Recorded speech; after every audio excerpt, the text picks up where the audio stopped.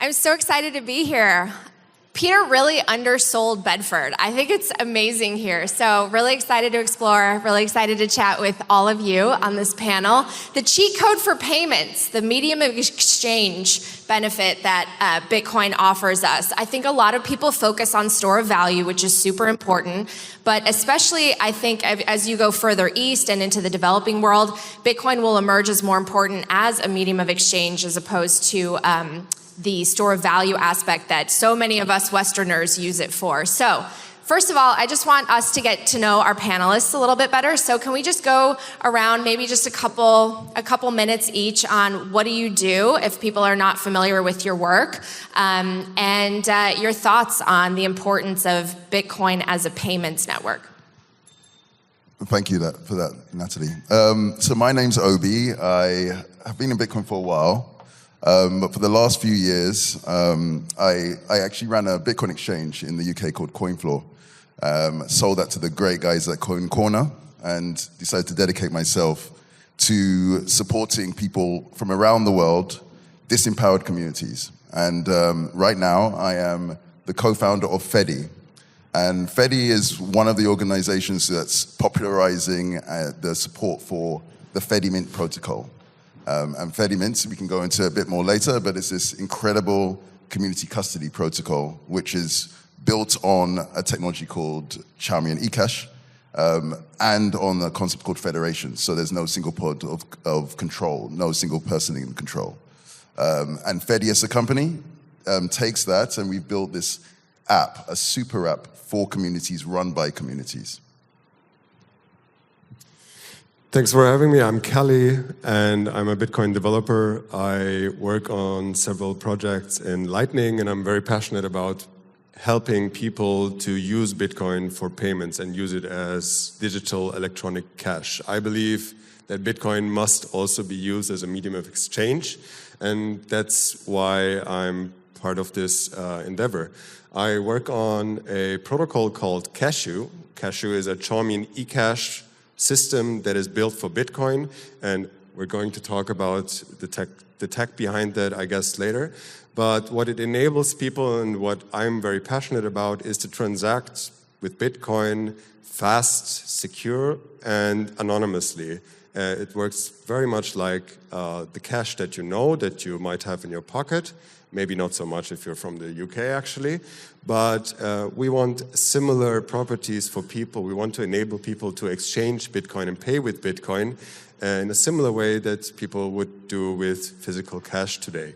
And so we're working on these projects and helping people to get on board and use Bitcoin as a medium of exchange, which I believe is important for its success. Hello, I'm Ben. I started a project called LMBits, and I work on it now with a bunch of great people. And we explore some of the sort of cutting-edge use cases when suddenly you get access to these microtransactions over the internet without having to give any of your identity. And we do that through our extension framework, so it's a lot of fun. And then when it comes to Bitcoin more generally, I feel its value as a store of value is because we're building a free and open source money which anyone can opt out into. And that includes medium of exchange. And of course it includes store of value, but it's really the value is the developers and the people working in our ecosystem and building out this incredible technology. And when I see something like Lightning and the progress it's made over just within a few short years, we've come a long way. And we have payment rails which far exceeds any of the legacy payment systems such as Visa, which existed before, in just a few short years. Bearing in mind Visa Network is a 70-year-old protocol. So very excited to be on stage with my colleagues here, and also excited to be talking about payments on Bitcoin, which is really a passion of ours. All right, I can't wait to dig into this. For those of you that might have seen the speech that Natalie Smolensky gave in DC about how Bitcoin is ultimately this peer-to-peer network, it's about you and me, no one in the middle. And that is really the beauty of Bitcoin, removing these intermediaries that not only take a cut, but are surveilling and monitoring everything that we do. But Obi and I were talking backstage because it seems like I thought that governments, authorities, corporations, they don't really have an issue with Bitcoin being a store of value, right? Many of them can benefit from that. Really, they have a problem with it being this form of digital cash that they can't easily track. So I want to get your perspectives on that, because it seems like the pushback is the medium of exchange element that Bitcoin provides globally. And so what are the challenges, and why is it so important to fight for it to be a form of peer-to-peer cash? I mean, my God, like, would we expect anything else when we're creating this disruptive technology which is attacking all the traditional power bases which have been built up over 1,000 years, which are designed to enrich a few people, and now we're building this dissident technology which allows anyone to have access to digital payments without giving away your identity, and then we're surprised when we get some kickback from the legacy system. I think in Bitcoin, as Bitcoiners, we need to remind ourselves the battleground which we're on, and there's some powerful forces within our industry and within our ecosystem which will want to try and limit the growth of Bitcoin. Bitcoin's growth is inevitable. It will take over the world, but they can stunt the growth, and it's something which we should expect, and we should appreciate that our industry is infiltrated because this is a subversive technology designed to attack those traditional power structures, and that's why we're here. We've just got to carry on fighting the bastards.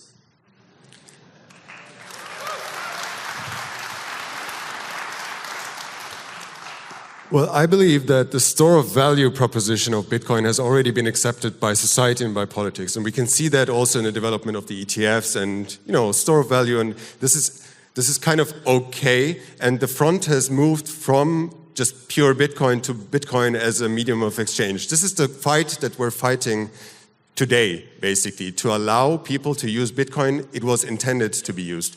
And the intention of Bitcoin was permissionless, private money. And there's a nice saying, which is, if physical cash was invented today, it would probably be illegal. And you have to think about that. We're all using bank accounts, but we have this magical money in our pocket, which is made of paper, and we can exchange it from one person to another without having to ask for permission of anyone. So I can just hand it over to you, and there is no middleman. And Natalie's talk, and I can urge everyone to watch it, it was one of the best talks I've seen for a while.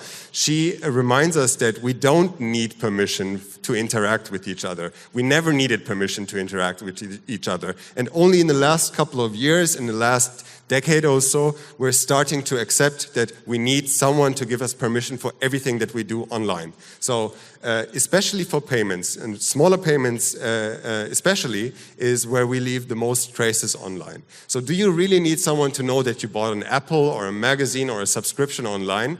And so these questions have been asked for a long time already, also before Bitcoin. And getting back to Chom and Ecash, which is the projects that we both are working on, that's the technology based on that is based on.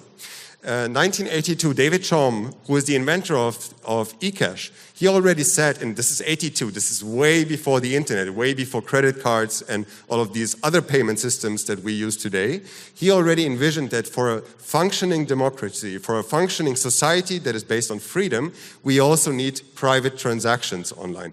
He knew that in 82 already that most of our activity will be online one day. And that means that every single step you do online is traced by someone. And we basically are trying to fight that, and Bitcoin gives us the only opportunity to fight against that, because there is no non-custodial fiat. There is no way to transact with fiat except for physical cash that is permissionless. And with Bitcoin, we finally have a way to help everyone on the planet, independent of where they are, what their fiat currency is, to interact with the system without having to go through all these hoops and be tracked.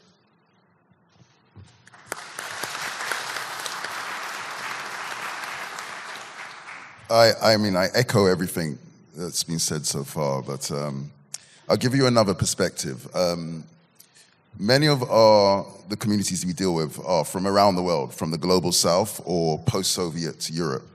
And in many parts of the world, the idea of having disposable cash to be able to save as a store of value is a dream. There are billions of people who don't have disposable cash. They live from hand to mouth.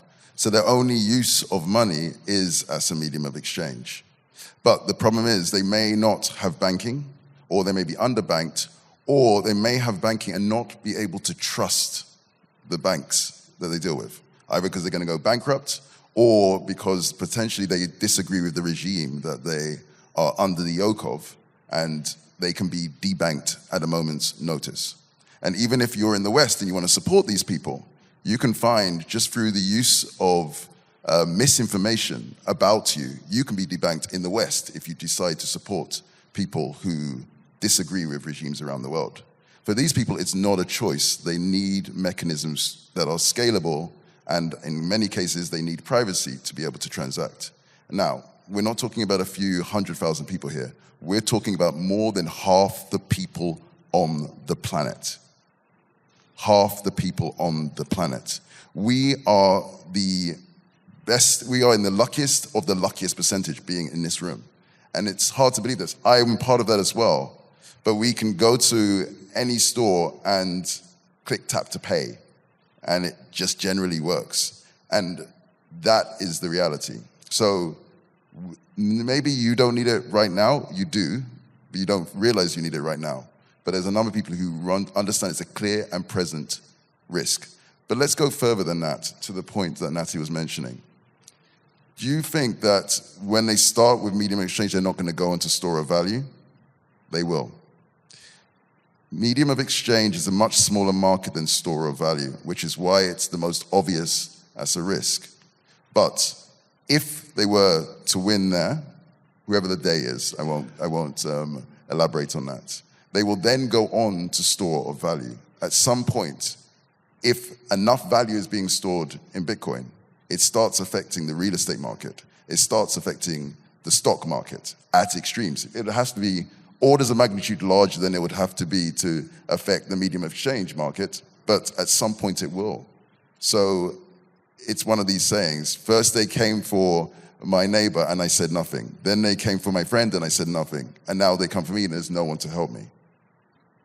Think about that. We need to work together to make sure that medium exchange works for everybody, everywhere. That's a great point. You've already mentioned David Chaum, Ecash. Can we dig into some of this? Because I think even for those familiar with Bitcoin and maybe some of these technologies, can you simply break down what exactly they are? I think, Calle, do you want to talk about Ecash? And then I will talk about maybe some of the differences. Very passionate about Ecash, so yes. So, Ecash was invented in 1982, as I said. This is a small history lesson. And the idea in the beginning was that everyone has a bank account here. And the bank account knows exactly what you're doing. It's your name, it says, Calle has this amount of money and sends that amount of money to Obi. And that's in a database, everything is tracked. That's fine, that's how we build these systems. It's called a ledger. So, Ecash is now, and you can imagine it as a form of enabling you to use cash-like instruments in a digital space. What does it mean?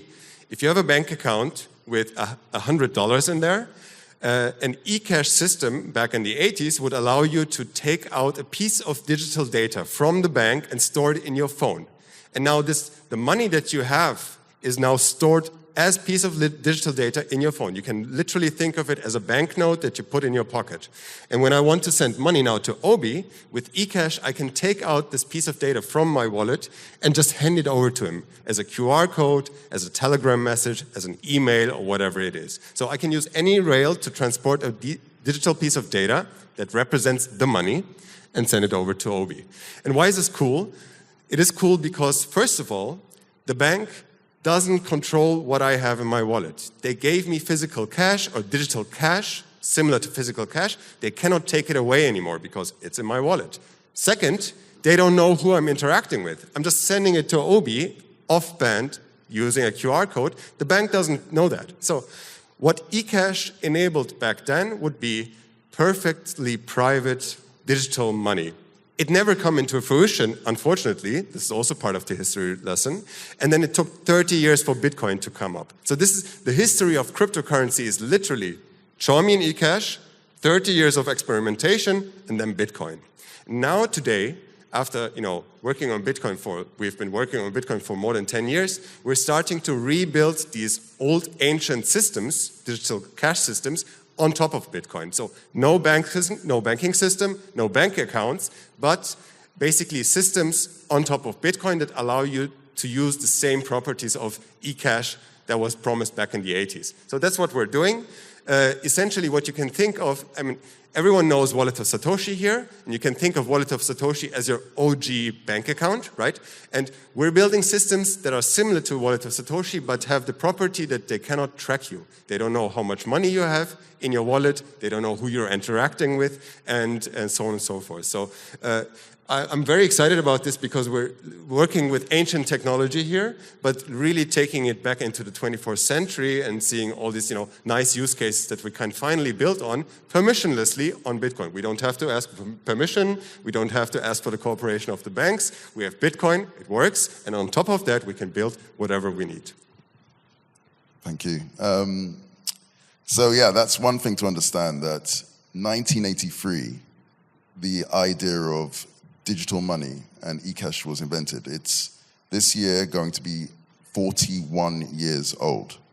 It precedes Bitcoin by, doing my maths in my head, about 25, 26 years. Satoshi talked about it. At the time, the cypherpunks considered Ecash an incredible technology, but it had one fatal flaw, which was that you had to rely on one single party. And so as a solution to that, Bitcoin was invented. It made some compromises. It wasn't as private as Ecash. Ecash fundamentally provides for, in theory, cryptographically perfect privacy. It wasn't as versatile as Ecash, because Ecash could be sent from one person to another, even without an internet connection. When we do our sort of training sessions for communities, we, at some point in the event, we haven't done it here, by the way, we say that, oh, by the way, under 10 of these seats is a piece of paper with a QR code with Ecash on it. And then basically people start throwing up chairs and looking for this money. And because as soon as they scan it, they have the money, even if they have no internet. And internet can be very expensive in many of these parts of the world. They have to use it for minutes at a time. So being able to receive money without internet is very valuable. It's also, because you can send it without an internet connection, directly peer-to-peer, there's no theoretical limit to the transaction speed. All of you could transact to someone else at the same second, or 1 million people could transact to someone else at the same second, because you're not bottlenecked by any particular website. So unlimited speed, unlimited privacy, and incredible superpowers like the ability for short periods of time to send without internet. Problem is, you relied on one person, the mint, the bank. So what my co-founder and the inventor of the Federated Protocol did is he figured out a way to reduce that trust to reduce that trust, so you had to trust a federation. So there was no single point of trust. It's still not as good as Bitcoin. Bitcoin is incredible, and that's what tells you how powerful decentralization is. Even with all of those limitations, the idea of a truly decentralized money is so powerful, we're willing to accept those compromises in the short term. But then we need layers or technologies on top to bring that back. It may be things like Wasabi, Ecash to bring back privacy, maybe things like Ecash, or in future, potentially ideas like Arc or so on to bring back performance or speed. But we need to add those extra features back in because they were lost because of an important feature, decentralization. Thank you so much for those explanations. That always really helps. Even if you know it, I think it helps to have it broken down simply. Let's talk a little bit about the Lightning Network, because that's used so much for payments, especially as fees are going higher and higher on the base layer. Talk to me a little bit about your thoughts on the Lightning Network, where we're at, maybe some of the progress that has been made, but also the challenges ahead in terms of really scaling Bitcoin. I think it's important to remember that we've done 5% of the work to make Lightning Network functional. And as I said before, it already far exceeds traditional legacy payment rails. And that's why there's hundreds of millions of investment going into this ecosystem. And it's not just us Bitcoiners who are interested in this technology. There's, as I said before, there's forces outside of Bitcoin who are interested in this technology and are interested in using it as well. So we've done very well over the past few years to get Lightning Network to where it is. From the very beginning of Lightning Network, we knew that channel management, like creation and curation, needed to be cheap in order for people to have access and to be able to run Lightning nodes. And one way in which we could achieve this is through things called something like a channel factory. So currently, when you set up a channel, you have to do an on-chain transaction, and that's costly. And for a while in Bitcoin, we're all used to this low-fee environment, but of course, the more people who use Bitcoin, the fees go up, and then that makes the cost of interacting on Lightning a little bit more expensive. So my real interest is that extra 95% of the work which needs to be done in Lightning. So there's 7 billion people who have a smartphone on this planet, and as Obi said, half the people on this planet aren't banked, but 7 billion people have smartphones. That they will all have access to a Lightning node which they could run on their smartphone. It's possible. It's just that we need to build out the technology a little bit more. And Lightning as it is now, if you've got a little bit of technical expertise, works incredibly compared to, as I said, a legacy payment rail system. But with this, this is the great thing about the software we work on at LM Bits is we spend all day just experimenting with microtransactions. Like, what can we do with microtransactions? And it's not just, now you can pay to unlock some content on the internet or something. It profoundly impacts like the way in which our society works. One of my favorite extensions we have in LM Bits is split payments, where literally at a point of sale, you can just split the payment across multiple wallets, because it doesn't cost anything to split the payment. And then you can push it to an LN Europay or an LN address or whatever. And then when it hits those wallets, it can split again. And this could like radically disrupt the way in which we produce things. When I go into the shop and buy something, like that payment could be split across, all the different departments, which, the supply, manufacturing, research and design. It could be split across those different departments of production. And then when it goes to those different departments, it could be split again. So you can imagine the cleaner on the shop floor in the factory having sats just dribbling into their wallet, into their Lightning wallet from a sale which is made, from a shop.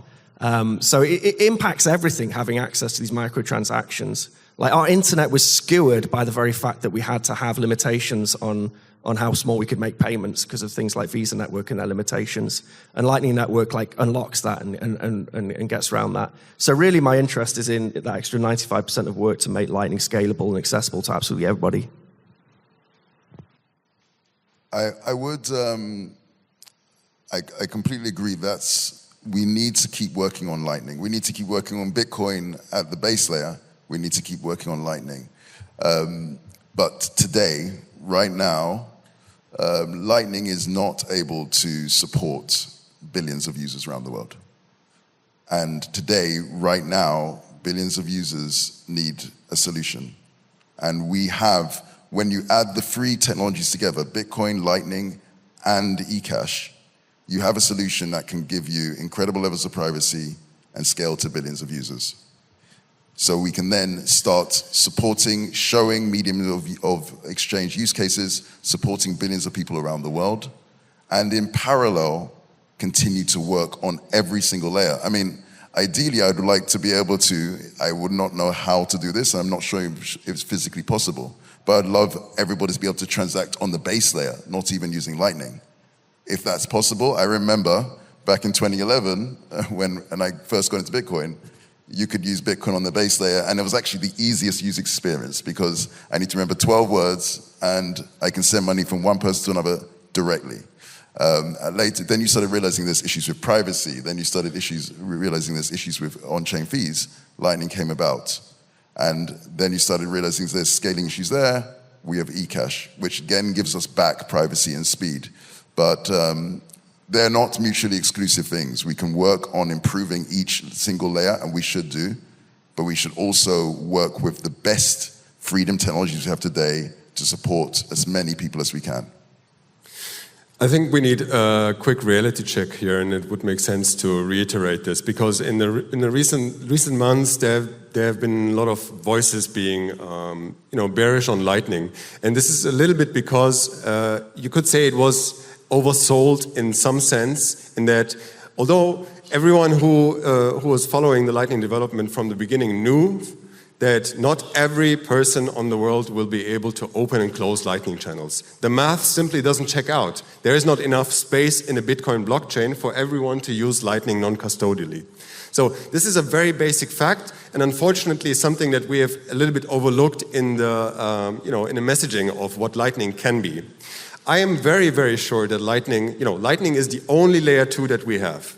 Everything else is some form of custody. But Lightning is the only layer 2 that we fully have where you don't need any cooperation with a third party. So, what can we do if not everyone can use Lightning the way it was intended to? What we see actually is almost perfect product market fit of custodians. Today, most people who use Lightning, and when I say most, I mean probably above 90% of the Lightning used today is custodial Lightning. That means you're using a service that is using Lightning to pay other services, right? So you're not using Bitcoin the way it is intended to, non-custodially, but you're making use of Lightning, which means insane privacy, insane transaction speed, and very, very cheap to use, right? So this is a perfect product market fit. Everyone knows Wallet of Satoshi.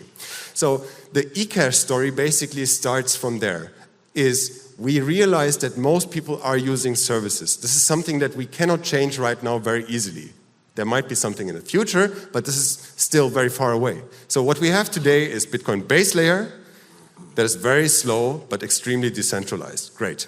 We have Lightning as something that makes the use of the base layer much faster, much cheaper. Great, but we also know not everyone will be able to use that. So on top of that, as Obi said, you can put Ecash that makes these services, the custodians that people use, almost perfectly private for their users with other nice properties that I just said, for example, that they cannot just censor you or take away your balance and so on and so forth. So I think what we will see in the future is a combination of all these technologies. Lightning will exist, I'm very sure of that, but maybe not in the form that it was intended to, meaning that maybe not everyone will have a Lightning node, but pretty sure that everyone will be using Lightning somehow to interact with these systems, from one ARC to an Ecash mint, from an Ecash mint to a layer 2 on Liquid, and so on and so forth. So, yeah.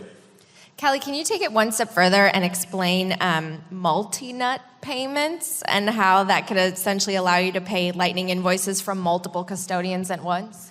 Yeah, so this is a great question. So what we are currently working on, and so imagine when you use an Ecash wallet, you can have multiple balances on multiple services, multiple custodians. So imagine you have 10 different custodians in a single app, and all of them have $5, right? So if you have $5 each on 10 different custodians, that's $50. What happens if you want to pay a $40 invoice in Bitcoin? You cannot do that because you would have to move money from one service provider to another first and then accumulate the balance and then pay. What you can do with Lightning though, and this is pretty insane, is you can make a single payment from multiple sources. So imagine you have different bank accounts, all of them have different small balances, and you want to pay one big amount. What you can do with Lightning, and this is really cool, you can execute a multi-path payment from all of these services to the single destination, and only if all of these payments reach the destination, the payment is unlocked and all of them succeed. So either all of them succeed or all of them fail. And this is great for privacy. This is great for liquidity management. So that means, the liquidity limitations for all of these services basically are nullified because all of them just have to send a small amount. But together they can be a large payment. So this is one of the examples of the things that we can do when we embrace Lightning and study it further and build on Lightning and build these systems on top of it. Yeah. It's really interesting. Going back to what we talked about a little bit earlier about sort of the pushback from maybe nation states and regulatory entities against the payment layer and the privacy issues. Can you kind of offer me, okay, let's say there's a spectrum, right? And on one end is total control and surveillance and monitoring. We obviously don't want that. But on the other end is just completely peer-to-peer, cashless. Is there somewhere in the middle that we can find that would appease regulatory bodies and nation states to say, yes, we accept Bitcoin as a payment network. This we're okay with. It's still compliant and safe enough that we feel comfortable with it? Or do we have to just push for it to be in that far extreme of totally anonymous peer-to-peer? I think that's a very important question. So, I mean, I don't want it to be Ben versus Ecash here. I love Ecash, and I think it's an incredible technology. And of course, all our stuff's based on Ecash ultimately, and David Chaum's amazing work. and I very much admire the work of Calle and Obi and Fedi and Cashew. But I do have some concerns when it comes to running mints, on the incentives behind running mints, and the sorts of bodies which are going to run mints. And then also, so ultimately in Bitcoin, the reason we have this ridiculous blockchain thing is because we're removing the trusted third-party problem. The reason we have this like lightning, complex, bi-directional payment channel system network is to avoid the trusted third-party problem. And then, sure, absolutely, a new tool set which we can put on top of Lightning, which allows some community, some privacy, and then we can experiment with and build all these interesting things like the multi-path payment thing, which Calle was talking about before. Fantastic, I love it. But we are going back to having trusted third parties. Ultimately, I'm like a trusted third-party minimalist. I want to get rid of all the trusted third parties. And you can federate a trusted third party, it's true. But actually having a federation and keeping it honest is incredibly expensive. Just ask Blockstream and how much they spend on keeping Liquid's federation honest. So the concern, which I wanted to go back to, is really the regulatory concern over running a mint, because you're effectively, you're running something which people can mix funds through. If you don't have proof of reserves, you're a currency issuer, and you're also I think it's quite a dangerous thing to run an Ecash mint publicly. Of course, if you do it in a cypherpunk way, absolutely, that's cool as hell. And hopefully there'll be some regulatory environments, and Obi's doing some great work on that front to try and convince the regulators to allow these technologies. But outside of that, absolutely, Ecash has some incredible use cases, and I hope the world will come to adopt it. But I do have some skepticism when it comes to the Ecash solution on top of Lightning. And ultimately, I want to get rid of all those trusted third parties. And I think, Bitcoin has been accepted. It's too big to fail. It's too big for them to regulate. They'll try and regulate it. They'll try and usurp our technology. They'll try and slow it down. The SEC will try and slow it down by not allowing us to have an ETF. Then we get an ETF. All this liquidity floods into Bitcoin, and all this attention floods into Bitcoin. So then they'll try and slow down Bitcoin being used for payments. But eventually we'll get there, and eventually we'll be able to use Bitcoin. All of us will be able to use Bitcoin in a way which doesn't require trusted third parties.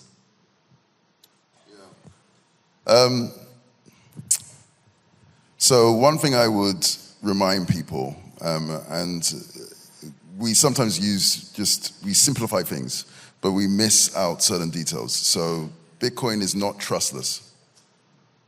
It's important to understand that. This was really clear back in 2013, 2014, but then as more people come in, you say the same thing again and again, you shorten it down to it's trustless. It's trust minimized. We've minimized the trust, but we haven't got rid of the trust. You still have to trust third parties for most people.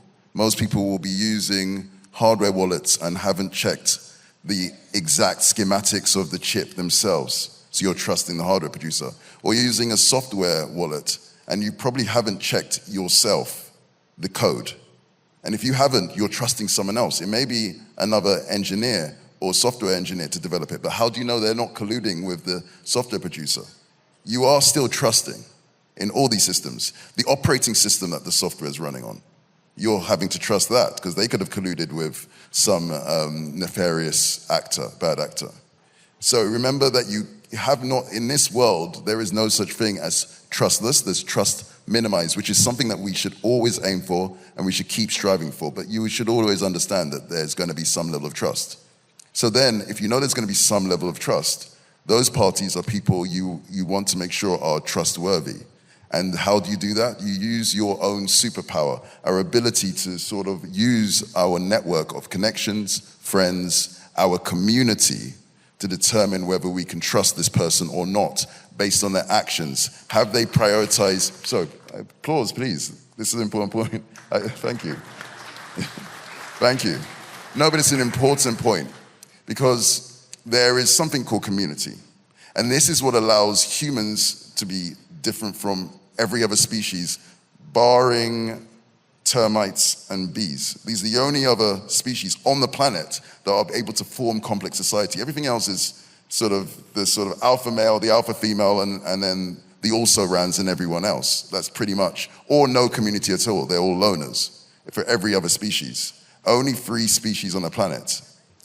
Ants and, well, specifically termites and bees. Termites literally, if you go to safari in Africa, you'll see these huge termite mounds. They're able to withstand wind and rain. An elephant can stand on these things, and they can regulate the temperature of their food source, which is fungi, underneath, perfectly through all weather conditions. We still don't understand how they work. Termites don't have a brain, they have a couple of nerve cells. For the ability to manipulate the world, they don't have fingers and hands, they use their mouth. But they can make this structure that we don't understand because they form complex society. Community is a superpower. And humans have brains and opposable thumbs and that superpower. And that's what we use to make sure that we can trust people around us. And that is the key differentiator. We need to use that in combination. And that's what we do with Fedimint. With Fedimint, we take Ecash, an incredible protocol, and add community to level up humanity. I always learn fascinating trivia at Bitcoin conferences. Did you want to weigh in too, Calle, on that? Well, I think, as you said, there are extremes, and I see the extremes on one side. I see the worst case is PayPal and MasterCard and Visa. This is what we're using every day, everywhere. On the other end, we have Bitcoin, which is decentralized, uncontrollable money. And I believe there is a very large gray area in between that we're already exploring as a society, as a civilization. Think of community banks. Think of services, financial services that we can offer to each other. So in my view, our goal, our task in Bitcoin as developers, as people making projects, is to explore which role Bitcoin can be in this gray area. So whether we can offer services, whether we can run a mint for a community, whether we can set up something for a conference, whether it's a village or a city, maybe it's a community bank run on Bitcoin. These are the things that we need to explore, and I think and I believe that with this innovation we can also feed back to the regulatory system. Because right now we're only reacting, but by offering new solutions, by changing how people think about these services, by changing this assumption that we always need permission for everything that we do, slowly we can also change the minds of the people. For this, Bitcoin needs to be successful. We all need to be a part of this and help it grow and spread the word, basically. But also there is this insight that we can build systems for ourselves, and it doesn't need to be illegal. It doesn't need to be subversive. It can be very natural. It can be a normal state of being, basically. And this is what we're fighting for. So you don't have to be an extremist to realize these things. I think these are very natural rights, very natural insights that everyone can agree with. Yeah. This has been very inspiring. We're out of time, unfortunately, but thank you so much, Ben, Calle, Obi. Give it up for them.